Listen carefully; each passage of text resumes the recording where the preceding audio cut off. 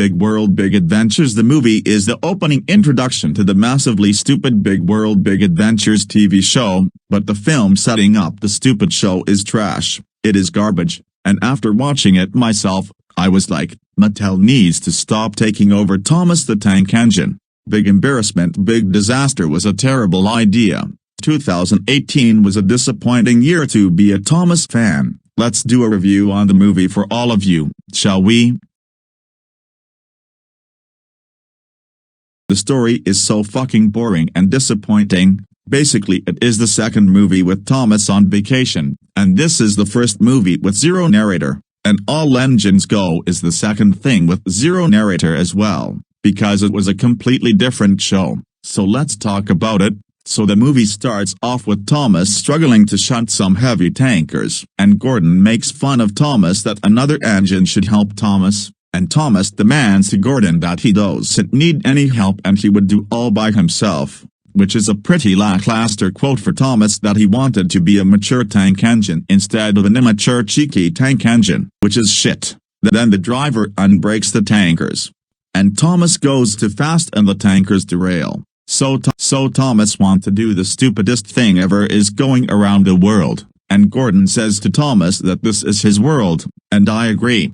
Next shot, we get the Reverend Wilbert Audrey guy on a bike, until a yellow race car goes super fast, and that's Ace, the Lightning McQueen ripoff who is just an annoying ass that is scared of animals, but that wasn't fixed until one of the season 24 episodes, Ace's Brave Jump. So Ace races throughout the intro, and after that he talks to the Flying Scotsman if this is the island of Sodor, and Flying Scotsman says yes, but not if you're a railway engine. So Ace sees a bent-up fence, and Ace jumps on the goddamn track for zero fucking reason, so they go to the Vicarstown Bridge.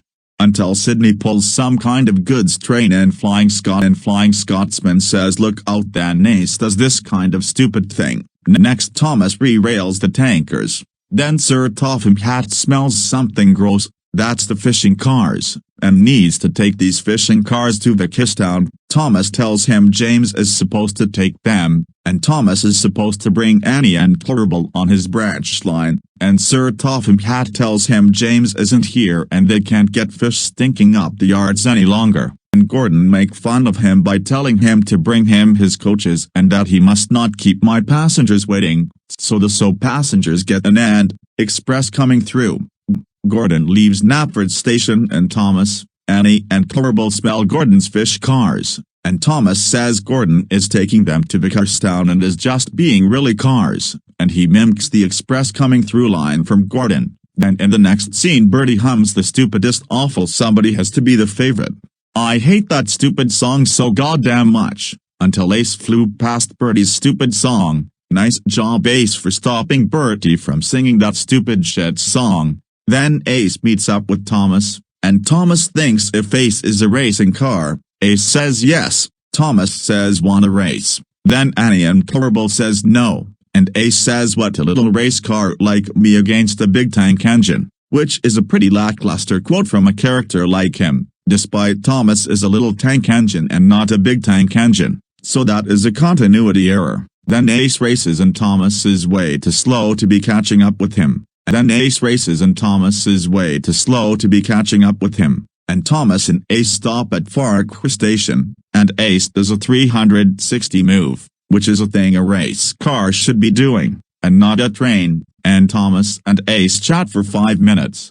Even Ace saying what's stopping Thomas from doing a 360, and it is his rails. CGI really portray the engines on rails really well, except the stupid dream sequences, and Ace introduces himself. His name is Ace. He likes to race around the world 5 cross-country rallies on 5 different continents, and Thomas says if this is his first race here, and Ace says he landed across a ship to get to the first race, and Thomas was railway engine to go, says if this is wanted to be the first railway engine to go all the way around the world, which Thomas doesn't deserve it at all.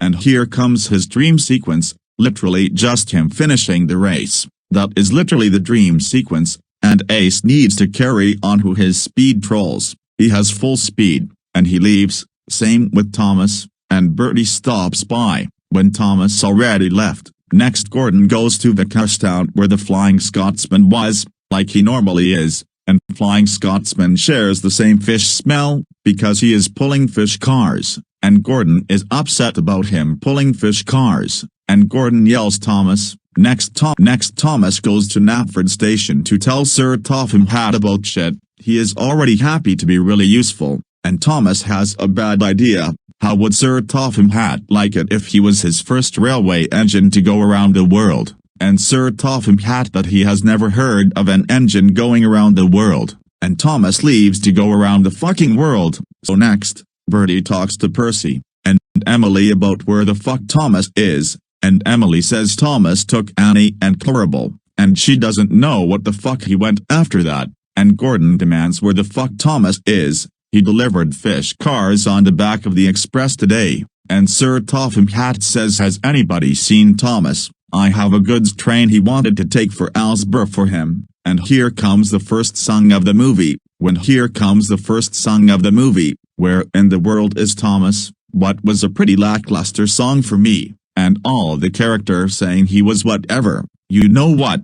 On with the next shot. Thomas is off the ship, and he's in Africa, the first continent for him, and Ace and Thomas leave to go. So Ace tells Thomas continent number 1, its first cross-country rally is a race across the Sahara, just miles and miles of hot sandy desert. Thomas hopes it has water towers, and Ace says it is just the start, and the run continues into Dar es Salaam, and the run continues into Dar es Salaam. Then they catch a ship to Rio de Janeiro for the next rally, and Thomas is excited to go there, and I was never excited for the movie when it was first announced. So next Ace goes for the first rally in Africa, and he sees 4 racing cars, all of which I forgot their names of as of writing this script. Gimme just a second to look up their names.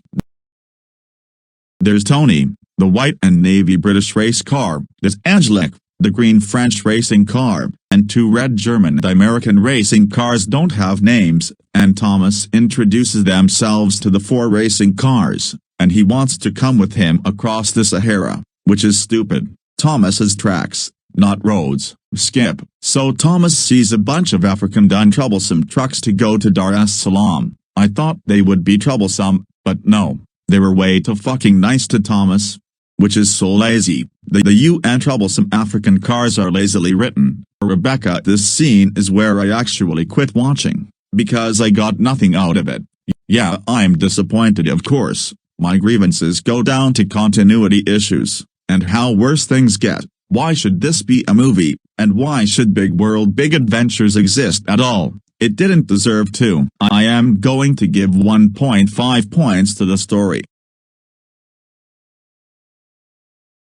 The animation lighting is very disappointing. It is unfinished. There are several times where their faces have yellow tints, and sometimes where they have dark gray tints in their faces. Are you serious? Tannish yellow is the color of their skin. Now they make the engines have tannish yellow human faces like JJ the jet plane?